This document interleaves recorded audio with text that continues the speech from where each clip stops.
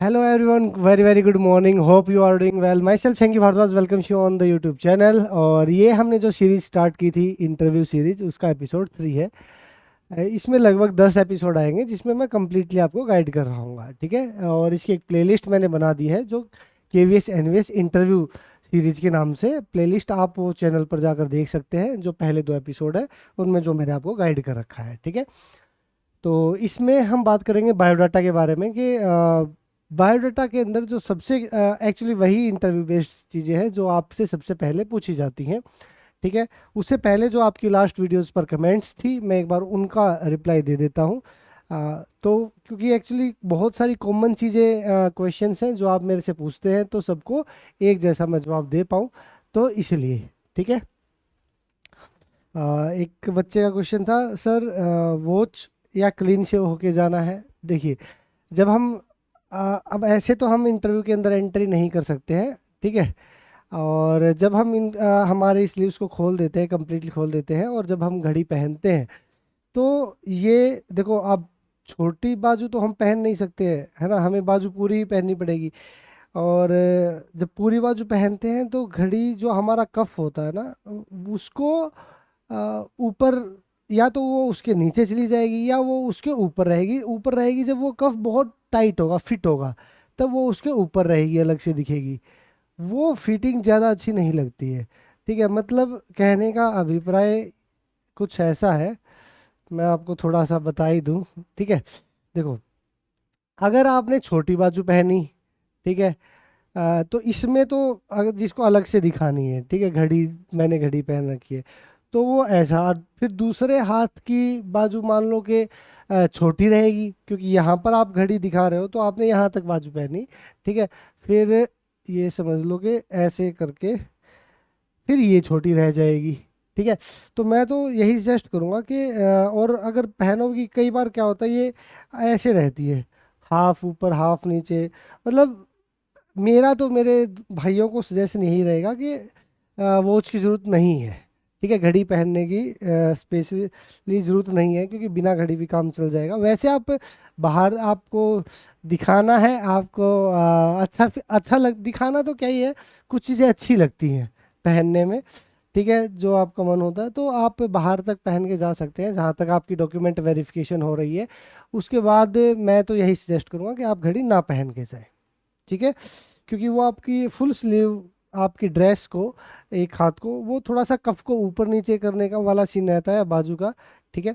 फिर भी और अगर पहननी भी है तो मैं ये कहूँगा कि एक और ऑब्जेक्ट मत दो। मैं तो ये कहूँगा कि जितने कम ऑब्जेक्ट दो ना इंटरव्यूअर को, उतना अच्छा रहता है। और अगर आप ऑब्जेक्ट दे भी रहे हो तो चेन वाली ना पहन के एक सिंपल फीते वाली घड़ी आप पहन सकते हैं, ठीक है।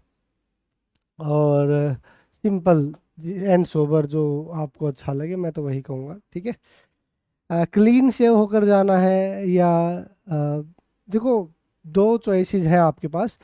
आप मेरे जैसे, जैसे मैंने अभी है, मतलब ये ना तो बिल्कुल क्लीन शेव में आती है, ना बिल्कुल बड़ी दाढ़ी में आती है, ठीक है। और आपके फेस पे सूट क्या करता है, ठीक है। आप मतलब हार्ड एंड फास्ट रूल नहीं है, ठीक है। बट जो आइडियली जो मुझे लगता है कि अ, एक बहुत कई बंदे ऐसे होते हैं जिन पे क्लीन से वो अच्छा नहीं लगता है, जो बिल्कुल सफाचट, मतलब मैंने भी जब कभी किया है तो मुझे भी अच्छा नहीं लगा है, ठीक है। तो कुछ फेशियल स्ट्रक्चर ऐसी होती हैं। तो मैं तो ये कहूँगा कि अगर हल्की हल्की दाढ़ी हमेशा अच्छी लगती है लड़कों पर, बहुत ज़्यादा बड़ी भी नहीं। देखो, अगर आप रिलीजियस हैं या किसी रीजन से आपने बढ़ा रखी है, तो आप बिल्कुल जाएं, आपको क्लीन शेव होने की या छोटी करने की जरूरत नहीं है, ठीक है।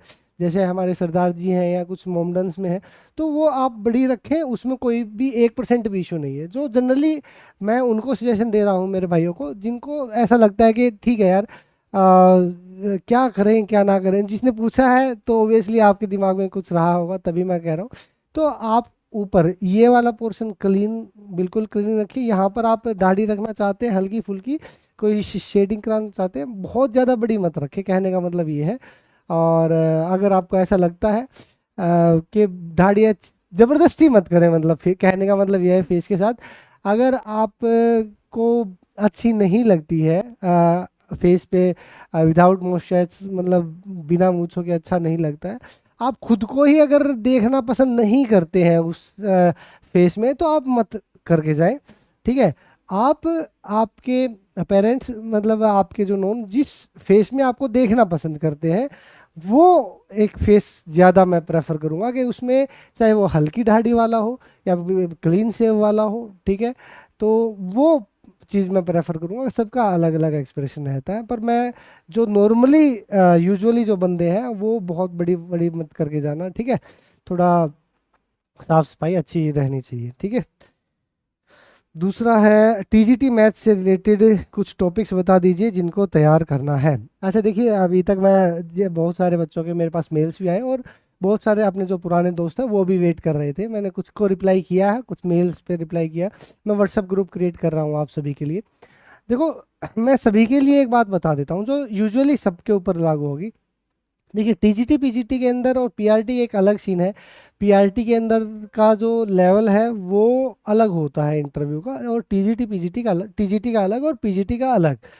तीनों ही लेवल अलग अलग तरीके से नज़रिए से देखे जाते हैं, इंटरव्यूअर की नज़र से तीनों तरीके अलग होते हैं, ठीक है। मैं टीजीटी और पीजीटी की, आपने मेरे से पूछा है, तो मैं अगर बात, मैंने टीजीटी का भी दिया, मैंने पीजीटी का भी दिया, तो मैंने जो फ़र्क जो मैंने समझा उस चीज़ में कि क्योंकि इंट्रोस्पेक्शन ज़रूरी है कि क्या डिफरेंसेस हैं, किस तरह से वो चीज़ें टैकल होती हैं, तो वो ये है कि आपको सब्जेक्ट स्पेसिफिकली बहुत अच्छी नॉलेज होनी चाहिए फॉर पीजीटीज, ठीक है।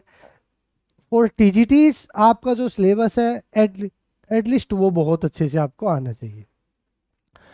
पीजीटी अब क्या है कि वो क्वालिफिकेशन के अकॉर्डिंग चीज़ें, ज़रूरी नहीं है कि आपका जो सिलेबस था, छठी से 10वीं तक का सिलेबस है या 11वीं 12वीं का सिलेबस है, कि आपसे वो उसी में से पूछा जाएगा। इट्स नॉट नेसेसरी, ठीक है। वो आपसे आपकी क्वालिफिकेशन के अकॉर्डिंग, आपने एमएससी कर रखी है, आपने पीएचडी कर रखी है। एक दोस्त का मेरे पास मैसेज आ भी रहा था कि सर वैसे मेरा नेट जीआरएफ क्लियर है और पीएचडी परस्यूइंग है, तो क्या मुझे ये चीज़ें डालनी चाहिए अपने बायोडाटा में या नहीं डालनी चाहिए। तो मेरे भाई देखो, मैं वही बता रहा हूँ कि जितनी चीज़ें आप डालेंगे उतने ही उसी के अकॉर्डिंग आपके आपके सामने क्वेश्चंस आएंगे, ठीक है। अगर आप कंफर्टेबल हैं इस चीज़ के अंदर, जस्ट होल्ड ए सेकेंड।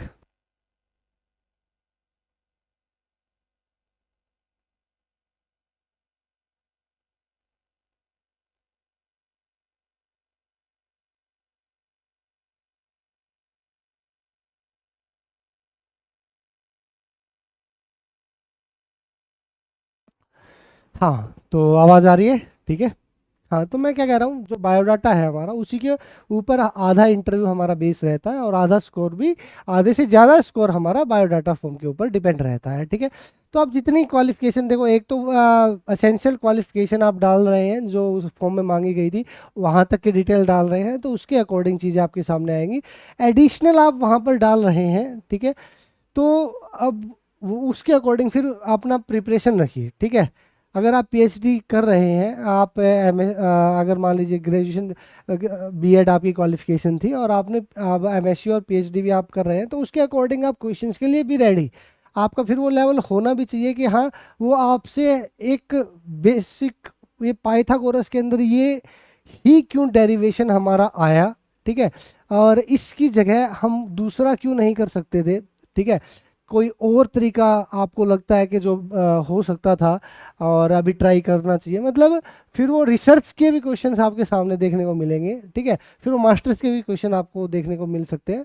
तो आप जो भी डालते हैं क्वालिफिकेशन के एक्स्ट्रा में, ठीक है, उसका एज भी होता है और पॉजिटिव भी होता है, नेगेटिव भी होता है। अगर आपको उस लेवल की नॉलेज नहीं है, आप मान लीजिए आपने मास्टर्स कर रखी है, पर मास्टर्स का सिलेबस आपको बहुत अच्छा नहीं पता है, मतलब आपने जस्ट पास कर रखी है मास्टर्स, और बहुत अच्छी मास्टर्स की नॉलेज नहीं है, मास्टर्स के टॉपिक की बहुत अच्छी डिटेल्ड नॉलेज नहीं है, तो मैं ये कहूँगा कि आप वो मत डालिए भाई, ठीक है, जो एसेंशियल है सिर्फ उतना डालिए, उससे हायर एजुकेशन मत डालिए, क्योंकि फिलहाल जो आपका बायोडाटा फॉर्म के अंदर जो आप डिटेल्स डाल रहे हैं उसके ऊपर प्रमोशन का कोई, जब आप एंटर कर जाएंगे डिपार्टमेंट में, आप इंटीमेशन देते हैं आपकी क्वालिफिकेशंस क्या, सारी चीज़ें आपकी सर्विस बुक में होती हैं, फिर वहाँ डिपेंडेंसी आ जाती है, वहाँ थोड़ा सा फैक्टर आ जाता है कि क्या क्या चीज़ें प्रमोशन वाली चीज़ें और सारी चीज़ें, तो आपकी क्वालिफिकेशन के अकॉर्डिंग वहाँ पर बेनिफिशियल है चीज़ें। बट फिलहाल के लिए मैं वही यही कहूँगा, अगर आप देखो, अगर कोई बंदा जब नेट जीआरएफ क्लियर कर रखा है बहुत अच्छी, तो ऑब्वियसली नॉलेज है तो आप लिखिए, ठीक है। बट मैं उनके लिए कह रहा हूँ कि जिनको बहुत अच्छी नॉलेज नहीं है मास्टर्स की या पीएचडी की या ग्रेजुएशन की बहुत ज़्यादा, तो उसको हाईलाइट मत कीजिए फिर, ठीक है। Hope so you got my point, ठीक है। तो कौन से टॉपिक तैयार करने हैं, ये आपका क्वेश्चन था। तो टॉपिक एक्चुअली पहले तो आपको सारा सिलेबस तैयार करना है, ठीक है। टीजीटी वालों को जो आपका सिलेबस था 6ठी से 10वीं तक चले जाइए, ज़रूरी नहीं है। कई बार आपको बोला जाता है आप डेमो दे दीजिए, ठीक है। और पीजीटी में तो मुझे टॉपिक ही बोल दिया गया था आप ये टॉपिक पढ़ाइए, उसमें मुझे ये नहीं बोला गया कि आप डेमो दे दीजिए, सीधा एक टॉपिक पकड़ा दिया गया ये टॉपिक कराइए, ठीक है। मैं वो भी कराऊंगा, वो सिर्फ स्पेसिफिकली फिर मैथ्स वाले बच्चों के लिए वो वीडियोस आएंगी, ठीक है। बट फिलहाल के लिए जो कॉमनली सारी चीज़ें वो मैं बता रहा हूँ कि टीजीटीज के लिए आपका पूरा सिलेबस आपको पता होना चाहिए, और उसमें से फिर अपने टॉपिक्स आप रेडी करेंगे, ठीक है, अब बहुत अच्छे से डिटेल में। अब वो टॉपिक कैसे स्टार्ट करना है, बोर्ड के ऊपर कैसे पढ़ाना है, वो भी मैं आपको नेक्स्ट वीडियोज़ में डिटेल में बताऊँगा, ठीक है। क्योंकि एक्चुअली ना वो कहते ज़रूर हैं इस बात को कि जैसे डेमो जब स्टार्ट होते हैं तो कि समझ लीजिए कि हम आपके सामने आपकी क्लास बैठी है, बच्चे बैठे हैं, आप स्टार्ट कीजिए डेमो, ठीक है। तो बहुत सारे दोस्त गलती क्या करते हैं, उनको एग्जैक्टली भी बच्चा नहीं मानना है, कहीं उनसे ये बुलवाओ समझ आ रहा है नहीं आ रहा है, मतलब ओवर भी नहीं करना है हमें ना, बहुत चीज़ें बैलेंस करनी पड़ती है। मैं आपको सारी चीज़ें डिटेल में बताऊंगा। फिलहाल आपके क्वेश्चन का आंसर यही है कि आप अपना सिलेबस पूरा तैयार कीजिए, जो आपका एग्जाम का सिलेबस था उसको पूरा तैयार कर लीजिए एक बार, ठीक है। और उनमें से कोई 3 बेस्ट डेमो टॉपिक्स, सिलेबस आपका तैयार होना चाहिए। आप जो आपने एसेंशियल ग्रेजुएशन देखो, पीजीटी में स्पेसिफिकली आपको आपके ग्रेजुएशन में क्या सिलेबस आपने पढ़ा है, आपने मास्टर्स में आपने क्या सिलेबस पढ़ा है, वो भी आपको एक ब्रीफ व्यू, मतलब एक डिटेल्ड व्यू में, हाँ यार ये मैथ हमारा लगता था, ये सब्जेक्ट हमारे थे और इसमें हम इसके बारे में पढ़ते थे, ठीक है। तो थोड़ा सा ओवरव्यू लेना है ग्रेजुएशन और मास्टर्स का भी, उनको बिल्कुल स्किप मत कर देना है कि हम तो 11 टॉप 12th के ऊपर तो फोकस करना ही है फॉर डेमो। बट मैं ये कहूँगा कि ग्रेजुएशन और जो पोस्ट ग्रेजुएशन का आपका सिलेबस है उसको भी आपको देख के जाना है, बिना उसके नहीं चले जाना है, क्योंकि उससे क्वेश्चन आ सकते हैं बहुत सारे। मेरे से तो आया, अब पूछा गया था, और जो मेरे सर्कल में और भी जो दोस्त थे उनसे भी पूछा गया था, तो मैं इसलिए कह रहा हूँ कि आप उस चीज़ का ध्यान रखेंगे, आप बिल्कुल स्किप नहीं करके जाएंगे। अगर आपने मास्टर्स कर रखी है, बहुत सारे बच्चे होते हैं जिनको उनका पहले कर रखी थी, अभी उनको ये भी नहीं पता कि कौन कौन से सब्जेक्ट थे एमएससी के अंदर, फिर वो गड़बड़ हो जाएगी वहाँ पर, ठीक है। कौन कौन से सब्जेक्ट, कौन कौन से पेपर हुए, ठीक है, और कितने आपके मार्क्स है, आपको पता होना चाहिए कि इस सब्जेक्ट में मेरे इतने मार्क्स हैं, ठीक है। कई बच्चों को पता ही नहीं होता सर मेरे ग्रेजुएशन में इस सब्जेक्ट में कितने मार्क्स हैं, ठीक है। नंबर है आपके हैं, आपको पता होना चाहिए, ठीक है, थोड़ी सी अवेयरनेस अच्छी होनी चाहिए। और नेक्स्ट चीज़ें जो आपको मैं एक्चुअली बहुत सारी चीज़ें हैं जो मैं आपसे शेयर करना चाहता हूँ, बट हो नहीं पा रही हैं, ठीक है। और आज की वीडियो मैंने सोचा था कि मैं आपको बायोडाटा के बारे में बताऊंगा, पर फिलहाल मुझे लग रहा है मैं क्वेरीज में ही नेक्स्ट वीडियो लेनी पड़ेगी, ठीक है। Sir how can I connect you, I need guidance. तो ये मेरी जीमेल आईडी है, आप इस जीमेल आईडी पर स्क्रीनशॉट लेके आप मेल डाल सकते हैं, तो आपको व्हाट्सअप पर नंबर मिल जाएगा, वहाँ से आप मेरे से कनेक्ट कर सकते हैं। Sir what about tie and watch. देखो, अगर आप ऑलरेडी ऐसे किसी प्राइवेट स्कूल में पढ़ाते हैं जिस स्कूल के अंदर टाई लगती है, ठीक है, तो आई कैन सजेस्ट कि आप पहन के जा सकते हैं टाई। बट अगर आप एक नॉर्मल कहीं किसी ऐसे स्कूल में पढ़ा रहे हैं जहाँ टाई नहीं लगती है, ड्रेस कोड में टाई नहीं है, और तो आप बिना बात टाई लगा के अपने आप को डिस्कम्फर्ट मत कीजिए, ठीक है। There is no need of tie. But मैं बता रहा हूँ सिर्फ एक कंडीशन में, अगर आपके जो आप जो जॉब कर रहे हैं उसमें अगर डेली वेयर में टाई डालते हैं तो आप टाई डालिए, अदरवाइज आप टाई नहीं डालिएगा। ठीक है, होप आपको समझ में आया होगा। सर टीचिंग कितने मिनट का कराते हैं? It's almost 3 to 5 minute. ठीक है, इतना ही टाइम रहता, बहुत ज़्यादा मतलब वो आपकी इंटरेस्टिंग के ऊपर है, बट 3 से 5 मिनट के अंदर मैक्सिमम उनको पता चल जाता है आपकी बॉडी लैंग्वेज का, आप बोर्ड को, आपके हाथ की मूवमेंट क्या है, बोर्ड किस कॉन्फिडेंस पे आप चौक किस कॉन्फिडेंस से चला रहे हैं, आपकी बॉडी लैंग्वेज क्या है, पढ़ाते टाइम, खड़े होते टाइम, बोलते टाइम, रिप्लाई करते टाइम, क्रॉस क्वेश्चंस करते टाइम, वो सारी चीज़ें उनको 3 से 4 मिनट में पता चल जाती हैं। क्योंकि it's not about knowledge actually, demo is all about कि how perfectly you can deliver your knowledge. ठीक है, कि किस तरह, देखो मैंने आपको मैथ्स पढ़ाया टीजीटी पीजीटी का, जब ग्रेजुएशन का सिलेबस आया था तो मैंने रियल एनालिसिस से स्टार्ट किया था, जो कि एक अच्छा, मतलब जनरली टीचर उससे स्टार्ट नहीं करते हैं और बहुत इजी टॉपिक्स है, लीनियर अलजेब्रा वगैरह या ग्रुप वगैरह, बट मैंने रियल एनालिसिस से स्टार्ट किया था, टोपोलॉजी जो बहुत टिपिकल मानी जाती है। ठीक है, कि बहुत सारे टीचर्स को बहुत जोर लगता है ये समझाने में, लिमिट पॉइंट क्या है, एडहेरेंट पॉइंट क्या है, मतलब जो एक्यूमुलेशन पॉइंट वगैरह, मतलब हर एक बारीकी। पर मैं अपनी नॉलेज के ऊपर कॉन्फिडेंट था कि मुझे पता है कि जो मैंने मेहनत करी है, जो मैं बिल्कुल बच्चे के दिमाग के अंदर तक बैठा सकता हूँ। बहुत सारे जब मैंने कोशी पढ़ाया था, कोशी सीक्वेंस मैंने आपको पढ़ाया था, तो बहुत तब तक बहुत सारे बंदों को पता ही नहीं था ये क्या होता है, बस सिर्फ रट्टा मारते हुए आ रहे थे। ठीक है, बहुत तुम्हारे टीचर ने भी मेरी वीडियोस पढ़ी और लाइक करी हैं जिस, ठीक है, तो बहुत अच्छा लगता है कि हाँ, वो कॉन्फिडेंस फिर आपको अपनी नॉलेज के ऊपर होना चाहिए कि अगर आप कोई ऐसा टॉपिक चूज करते हैं। एक दोस्त का मेरे पास मैसेज आया हुआ था कि सर अगर टॉपिक अच्छा डेमो के अंदर जब चूज करते हैं तो क्या it is will be A positive point, है कुछ एज मिलता है, नहीं मिलता है, मिलता है। ठीक है, बट उस एज के चक्कर में अपना गोभी नहीं खुदवानी है। ठीक है, तो गड़बड़ हो जाएगी, है ना। तो मतलब ऐसा नहीं है कि यार वो चीज़ कि मैं टफ से टफ सिलेक्ट करूं, ठीक है, और उसमें फिर वो आप डिलीवर नहीं कर पा रहे हो, मज़ा नहीं आएगा। ठीक है, तो इससे अच्छा है जो आपको परफेक्टली बहुत अच्छे से पता है जिसके बारे में, वही स्टार्ट कीजिए। सारे टॉपिक सभी बेस्ट नहीं होते, बेटर हो सकते हैं, बेस्ट हर कोई भी, मतलब हर एक चीज़, मतलब 100% तो नॉलेज यार किसी को भी नहीं होती, हमें भी नहीं है। हम एक था प्रेफरेंस फिल करने के बारे में, बच्चे का प्रेफरेंस फिल करने का ये है कि रीजन का, कि हम दूर डालते हैं या पास में डालते हैं तो उसका क्या रीजन रहता है, क्या आप उसको जस्टिफाई नहीं कर पाओगे, ये वो। ठीक है, तो बात क्या है कि केवीएस एनवीएस जो है वो आपसे जनरली ये क्वेश्चन पूछ भी लेते हैं इंटरव्यूअर, कि आप पूरे नॉर्थ ईस्ट में या साउथ में, नॉर्थ के अगर आप बंदे हो तो मतलब दूसरे रीजन्स को, कि आप वहाँ जॉब कर पाएंगे या नहीं कर पाएंगे। ठीक है, अब बात क्या है कि वो चीज़ बहुत ज़रूरी है, आप उस चीज़ के लिए आपको प्रिपेयर रहना है कि हाँ, देखो घर की, कहते हैं ना, एक सबसे पहले चाहिए नौकरी और फिर से चाहिए घर की नौकरी, घर के पास हो। बट मैं ये कहूँगा कि देखो भाई, ऐसा है कि आप उस चीज़ के लिए प्रिपेयर रहें, आप अपने दिमाग को बिल्कुल प्रिपेयर रखें कि आपको घर से बहुत दूर, 500 700 1000 किलोमीटर दूर भी आपको आपकी पोस्टिंग आ सकती है, और चांसेस वहीं स्टार्टिंग में ज़्यादा होते हैं।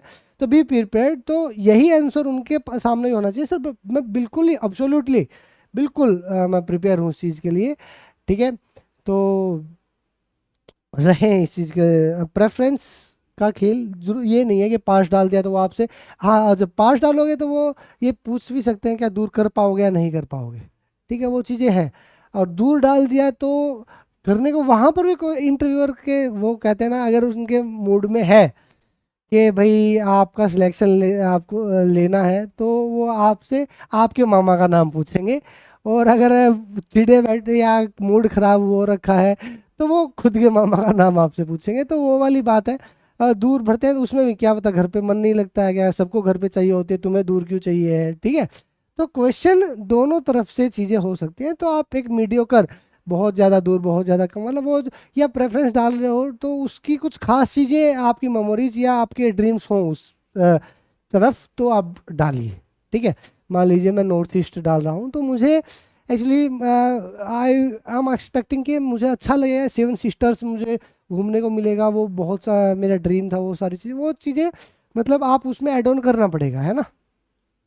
ठीक है, इंटरव्यू कब होंगे देखो मुझे अभी एग्जैक्टली इसका कुछ आइडिया है नहीं, बट फिर भी ये मान के चलो महीना के आसपास आपको टाइम तो मिल ही जाना चाहिए। एक बच्चे का क्वेश्चन था, 2 साल से अनएम्प्लॉयड हैं, कोई प्राइवेट जॉब भी नहीं कर रहे, उसकी प्रॉब्लम हो गया इंटरव्यू में, तो उसका गैप कैसे फिल अप होगा सर। ज़रूरी है, देखिए ये क्वेश्चन हो सकता है आपके लिए, बिल्कुल be prepare for this question. उसको आप बिल्कुल ये मत दिखाना, वो गैप ईयर बनवाना मत, ठीक है। पहली बात तो आप क्रिएट करवाना चाहते हैं, वो कुछ ना कुछ हम चेंज कर लेते हैं। लाइक अगर मेरा गैप ईयर है तो मैं उसको ऐसा दिखा सकता हूँ कि मैंने ट्यूशन क्लासेस खोल रखी थी, मैं गांव में बहुत बच्चों को पढ़ाता था, अपने गांव के अंदर मैं 50-100 बच्चों को मतलब फ्री ऑफ कॉस्ट या विद सम मनी, मतलब कुछ भी एजुकेट करता था। तो वो जितना भी अगर आपका टाइम है तो आप उसको ट्यूशन क्लासेस में कन्वर्ट कर दीजिए। कोई प्राइवेट स्कूल में जानकारी है, आपको एक्सपीरियंस मिल सकता है, एक्सपीरियंस बन सकता है, एक्सपीरियंस बनवा लीजिए।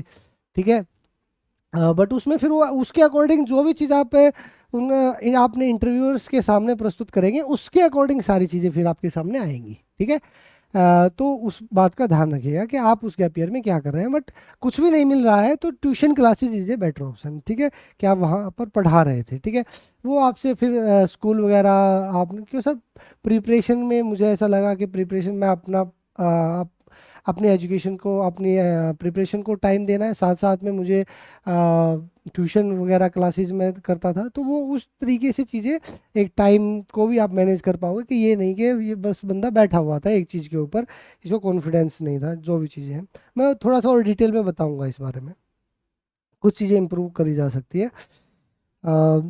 सर जो ज़्यादा इंपॉर्टेंट है वो पहले बता दीजिए। वो मैंने आपको बता दिया, अपना सिलेबस पूरा प्रिपेयर कर लो पहले। ठीक है, घड़ी का हो गया। सर मेरा केवीएस एनवीएस पीजीटी टीजीटी दोनों में हो गया, आपका गाइडेंस चाहिए था, कॉन्टैक्ट इससे आप कर सकते हैं। ठीक है, सर केवीएस टीजीटी मैथ्स के लिए इंटरव्यू है, टॉपिक कौन से प्रिपेयर करें। एक पहले तो पूरा सिलेबस पढ़ लो यार, सिर्फ टॉपिक प्रिपेयर करना पूरे सिलेबस कवर करने के बाद की बात है ना। और जो आपको बेस्ट, जिसका बेस्ट आपको पता है वो आपको प्रिपेयर करना है।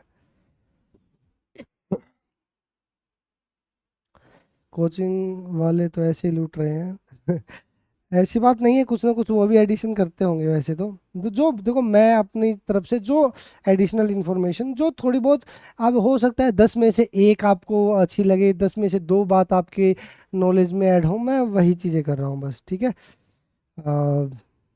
ओके, इस वीडियो की कमेंट हो गई, लास्ट वीडियो की कमेंट्स और एक बार मैं देख लेता हूँ। एक मेरे पास आ रहा था कि हिंदी और इंग्लिश मीडियम वाला, मेरे पास क्वेरी बहुत आ रही थी बच्चों की कि सर हिंदी में इंडिया में मेरा इंग्लिश करे या ना करे। English will be preferred my bro.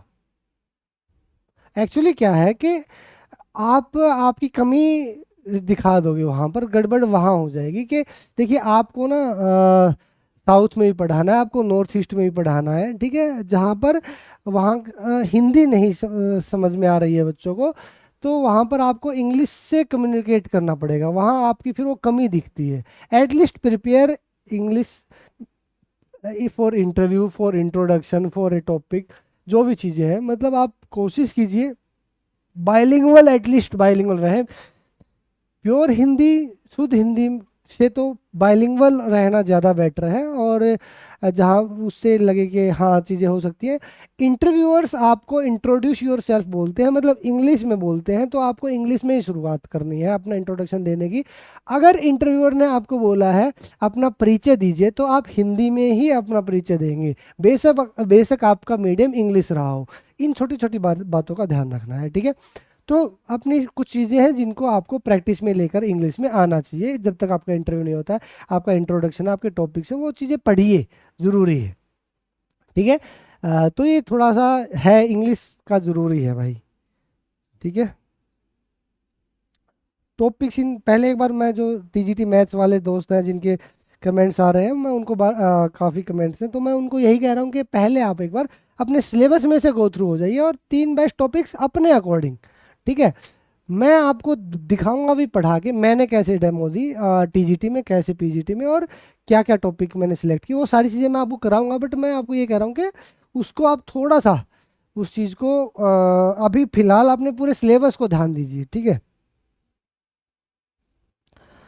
Thank you so much for appreciating best sir ji, very nice, thank you so much. Batch में डाउनलोड का ऑप्शन दे दीजिए, अभी तो नहीं है।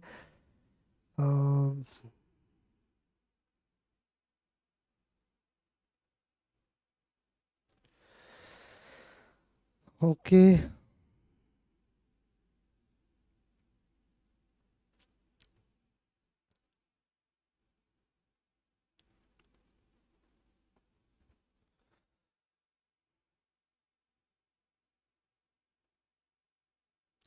ठीक है। फिलहाल आपके इंटरव्यू से रिलेटेड इतनी ही चीज़ें थी।